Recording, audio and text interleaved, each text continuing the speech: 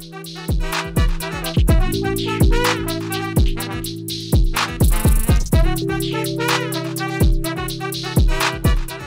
guys, welcome back to Free Thinking with Montel. This is Montel Williams, your guide on this journey of inspiration, empowerment, and change. Well, today we're going to share a story that perfectly encapsulates the spirit of turning adversity into action.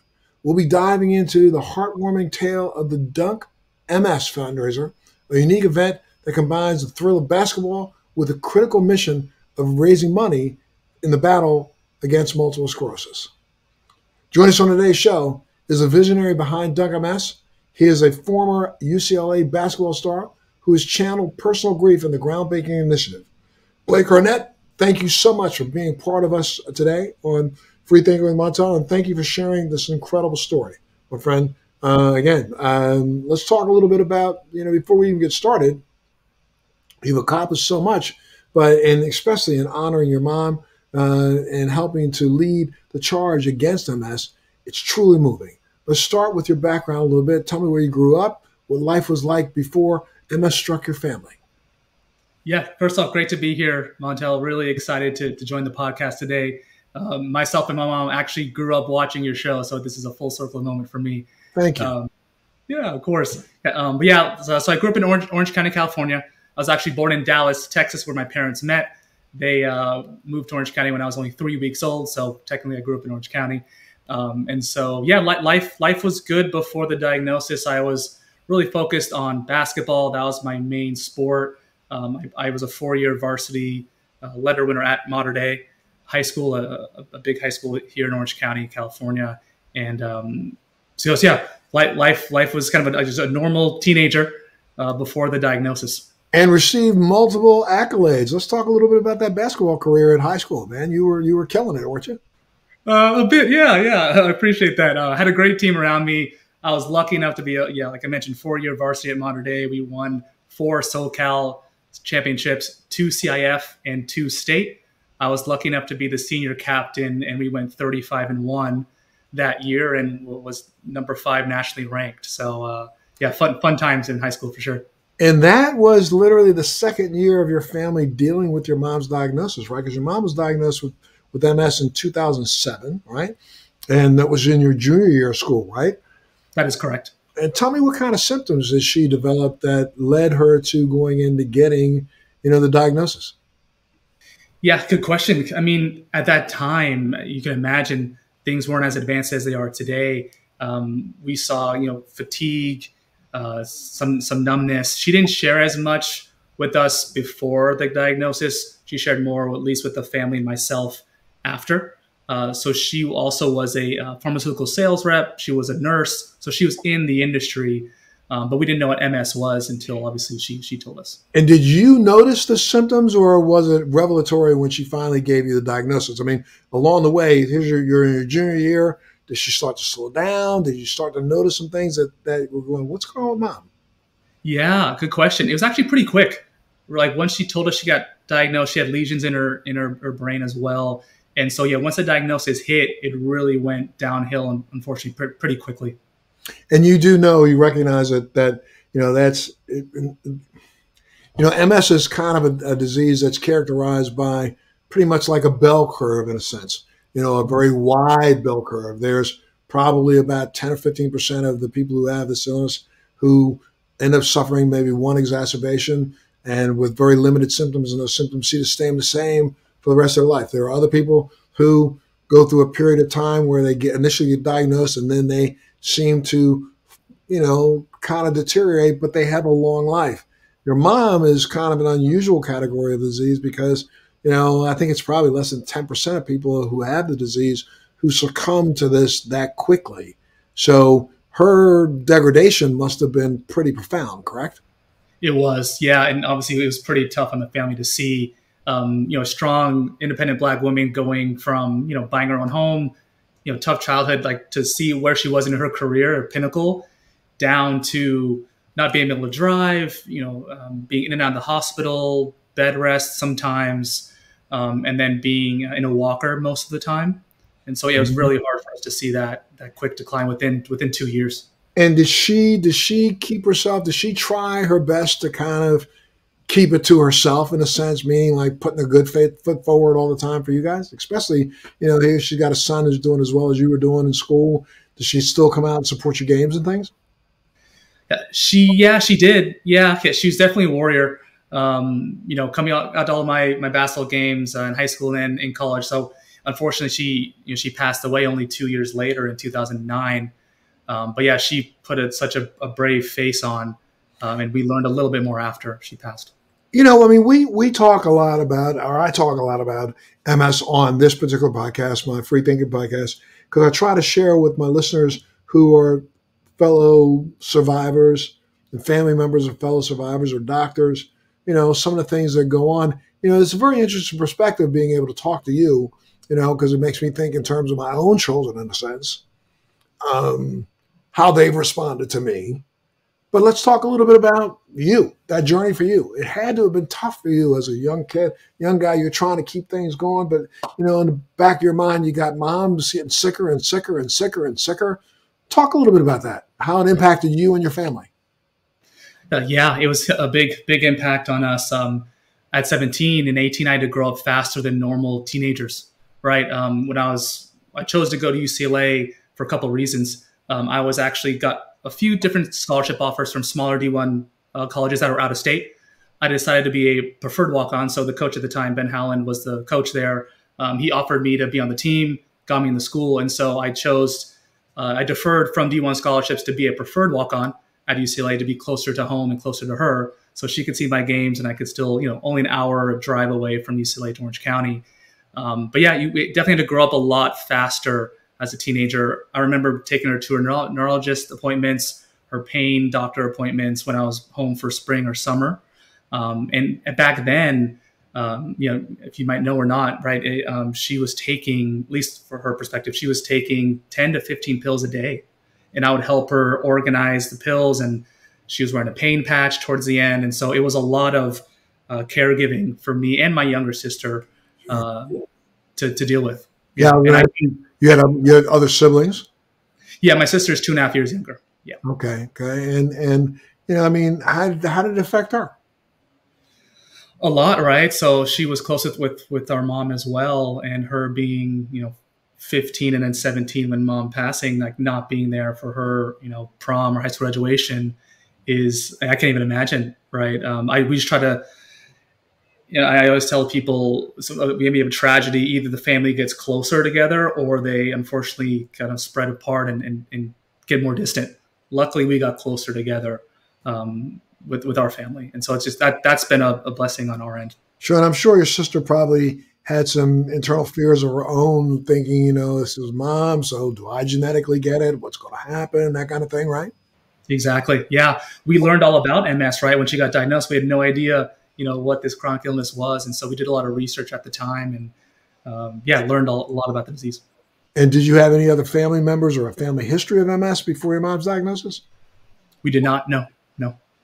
Sure. So, it must have been, I'm just trying to think through. It must have been literally just devastating when, you read about the disease and you hear that it can be a chronic illness, but, a lot of the writing about MS doesn't talk about the fact that it can be this deadly in 2 years. Must have been a real shocker when she ended up passing, right? And I'm sorry to make you live through this, but, could you explain that to me? No, it's okay. I'm 15 years later now. I'm comfortable talking about this, and hopefully it helps others as well. Unfortunately, I remember it like it was yesterday. It was July 30th, 2009. I was home for the summer. This is the summer between my freshman and sophomore year at UCLA. So I was training. I was waking up 5 a.m. during that time to train and work out to stay in shape or get in better shape. But that one fateful morning, I know around 4 or so a.m., I saw the lights turn on underneath the hallway there, and my stepdad Frank was screaming something, and I kind of run out, and the fireman literally told me a minute later. The first thing he said to me was, "I'm sorry," and I knew right away. My gut, I hadn't felt anything in my life, right? That the gut just, I can't even describe it, just sunk, and I knew right away. what he meant.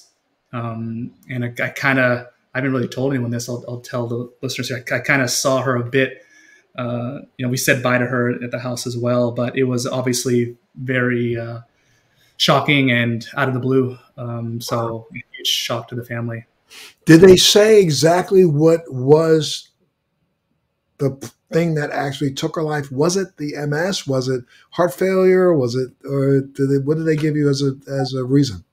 That's the hardest part. We really, I think, truly don't know what they told us after the autopsy, and we were like, do we go after the doctors? Was there malpractice? All that stuff, right? But it was just way too complicated. And so, end of the day, they just said complications due to MS. Yeah, that's all we got. Yeah. Sure. So, I think through our family, through our close friends and our faith, we persevered on. And obviously, it was a tough grieving time for us. I was in bed for literally 2 weeks straight.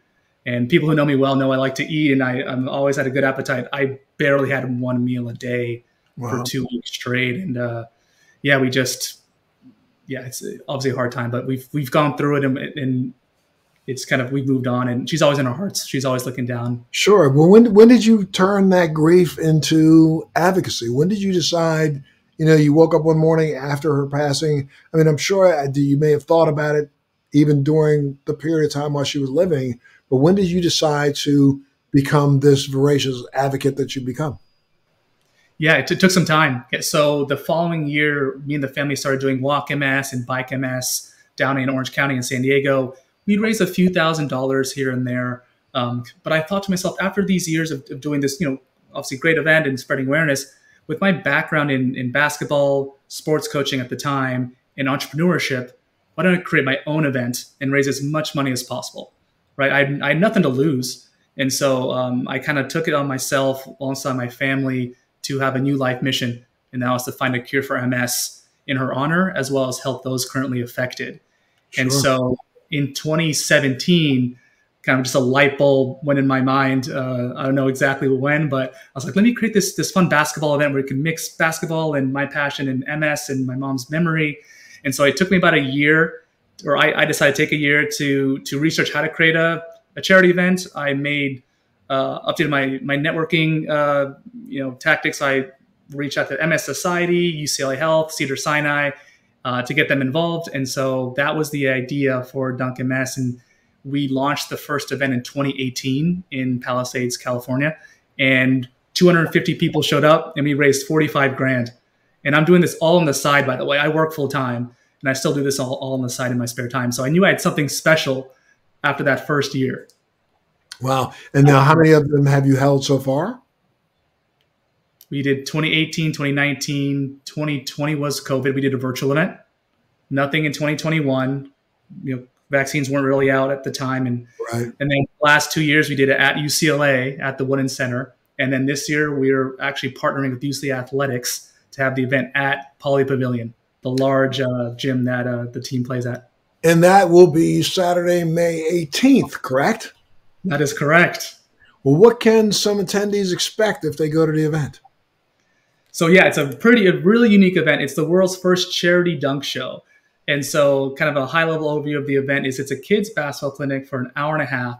But during that time, I wanted to make sure that the event was appeasing to people who don't have kids, for the MS community, and just anyone who wants to get involved in a fun community event. And so during that time, we have sponsor tables, raffle prizes, silent auction, free sponsor giveaways, free food, and then actually Dr. Voskuhl speaks as well. So the proceeds for Dunk MS go to UCLA Health for MS research, led by Dr. Voskuhl, who is a world-renowned MS researcher.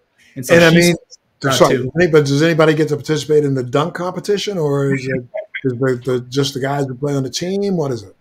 Yeah, so the main event really is that dunk show. So I actually get pro dunkers to come out and do an amazing dunk show for the crowd. And my jaw drops every year. These guys are jumping over 5 people and just doing an amazing show. And so it's always a blast to see those guys do their thing. Sure. How much money has the event raised to date? We've raised $250,000, so $250,000 in the first just few years that we've been running this event. That's incredible, my friend. And how are the funds distributed, raised, or deployed? Yeah, so we have tickets. So we have a GA ticket as well as a kids clinic ticket, and then obviously we have amazing sponsors that donate funds for our cause, and so all that goes to Dr. Voskuhl at UCLA Health. And another thing that we're actually adding this year, I wanted to bring up here, is an MS community zone. So I've noticed the last couple of years, it's actually been a networking event for people in the MS community. So now we're going to have a separate, private, and relaxed space for the MS community to come to the event, connect, to learn, and just kind of have a sense of community in a special place. And so we'll have Dr. Patel, who's also a MS doctor at UCLA Health, to do a Q&A session with the group. We'll have small group sessions as well. And so I want to make sure that the MS community has a special place to connect, grow, and learn. And so they can go to dunkms.com and use the promo code MS for $5 GA tickets. So, yep. So I want to make sure everyone can attend the event, and cost isn't a barrier for them. So, my friend, this has really kind of grown every single year, though you had to take a couple of years off for COVID. Now that you're back, the first year, how many people did you have? 200 people showed up. And the last one, how many people did you have? 500. Oh my goodness. So we're expecting to beat that this time around, right? We are. My goal, my internal goal really, and now kind of external goal, is 750. So we have Pauley Pavilion now, an amazing world-class venue. So we got to pack the house. So we're going to keep growing. And a venue as big as that, I'm sure you got people over there handing out flyers and letting them know what's going on, right? It's a good, entertaining event. Exactly. UCLA Athletics is an official partner of ours, so they're getting their student athletes involved as well. UCLA Health is obviously a partner, and so they're spreading the word on campus. And so it'll be an amazing, fun event at UCLA. Plan on expanding this to other cities? Do you want to reach out to the NBA, see if they might want to get involved? I mean, I think this will be like an incredible, event to tie and marry to their big, their All-Star Weekend thing when they do their dunk competition. It'd be kind of cool. I know. No, I love that idea, Montel. Yeah, we have some ideas in the works, but I can't really do that unless I'm doing this full time. But that is my dream, and my goal is to get there. So I am open to bringing this across the country and even the world, right, depending on certain cities. But yeah, that's my goal long term for sure. Well, how can people get involved if they want to support Dunk MS and the MS research? I mean, maybe they may not be able to get there, but you have a website or something where people just want to donate, maybe participate in your silent auction and things like that? That'd be great, yeah. Everything is at dunkms.com. People can donate, can get tickets if they are in the Southern California area. We're also adding in a virtual ticket. So if you want to get involved with our virtual silent auction, you can do that as well. You can win across the world. We will mail it to you, and you can support MS research at UCLA Health. Well, why don't you take a minute to go ahead and give a shout out to some of your big sponsors? They always love to be acknowledged. So go ahead, take the time and do so. I appreciate that. Our main presenting sponsor is Alter. They've been a great partner so far. Anthem, Blue Cross is a big sponsor. Vivity, who's an affiliate of them. Luxury Business Jets, CBRE, Fresh Brothers, Ball is Life. So we have a couple more in the works still. The Volume has joined us again. And so, excited to have so many great sponsors sponsoring us every year. That's super. Let's talk a little bit about now you've mentioned a couple of times that you have a full-time job. What are you working in? Yes, I work in the kind of VC-backed tech space. So tech startups. I work in the customer success side, so the post-sale side. My main role is to make sure our customers know how to use the software product and then renew their contract with us. And so I've been at different startups and luckily work from home. I love doing that. Do you participate in that dunk contest yourself? I wish, Montel. I wish. On a good day in college, I could barely dunk, and so I'm out of shape now, being out of college for a bit. But maybe one day. There you go. Gotcha. If you wanted to give a message to other surviving family members of people who have dealt with this illness, what would that message be to you? From you to them? Yeah, keep going. Keep going. You can take any negative in your life and make it a positive.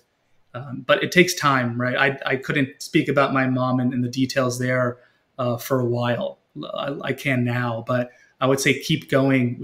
Everyone has special skills, and I would encourage everyone to take those special skills, team up with whoever person or company or nonprofit makes sense, and work together to raise as much money as possible here to find a cure. I don't want to put you on the hook, but I'm going to say, you have a really very, very good way of communicating and expressing emotion and feelings. You might want to consider, starting some sort of a chapter of your charity that allows people, a 10-minute conversation with you. You know what I mean? Because I know there are a lot of family members of people who have dealt with this issue and, watch their family members suffer, who need to have inspiration from a person like yourself to help them get through. You ever think about doing that? Yeah, actually, I'm actually looking to start a new brand called Heart of Hope. So the goal there, you hit on the head really, the goal there is to build an online community, not just for the MS community, but for other communities in the world. But yeah, I think it's much needed out there. And that's why we have the MS Community Zone. And I'm learning and talking to people in the MS community. They all inspire me. Going through, what they go through every day.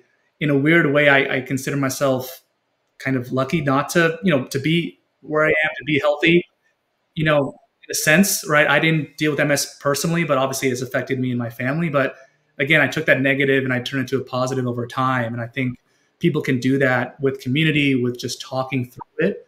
And just having no fear, just going for it. Absolutely. And you clearly have no fear and you are going for it, my friend. So congratulations for what you do. I thank you as an MS survivor for the work that you're doing. And I know that people who tuned into Free Thinking are going to be impressed with you and impressed with, the way you present yourself. And not only that, but the mission that you're after. So, sir, on behalf of all of us, let me say thank you to you. Again, throw out that website so people need to know where they got to go. dunkms.com. We're on social as well. Instagram is our biggest channel, @dunkms. You can see all what we're up to and learn all about the event. Sir, I know your mom would be extremely proud of all the incredible work that you've been doing. And I got to thank you so much for being here today with us and sharing your story. I know our audience is going to say, big, big, big thank you to you. So keep on pushing on, my friend. I wish it's the May 18th event. I hope you have as much success as you had for all the others. And videotape, I think, put it up online so people know what they're missing so they'll try to get there next year. Yeah, for sure. No, thank you so much, Montel, for having me on. This is definitely a full circle moment. Me and my mom loved watching your show back in the day. So I love what you're doing here. And thank you for having me again. Absolutely, sir. And I encourage all of you out there that are viewing this today and make sure you go up on the dunkms.com website, find out as much as you can. I encourage you to support as much as you can because it's these small initiatives like this that are turning into large initiatives like this all around the world that may one day lead to a cure and lead to or pay for some of the research that needs to get done to find a cure. So thank you so much. Again, dunkms.com. Thanks so much for being a part of Free Thinking with Montel today. And Blake, you take care of yourself and your family, okay? Thank you. You too, Montel. All right, my brother. Be well. Bye-bye. You too. Appreciate it. Thanks for joining me on Free Thinking with Montel. Please make sure you're subscribed and hit the bell to be notified when new episodes post each week. We'd love to hear feedback, so please send us your comments.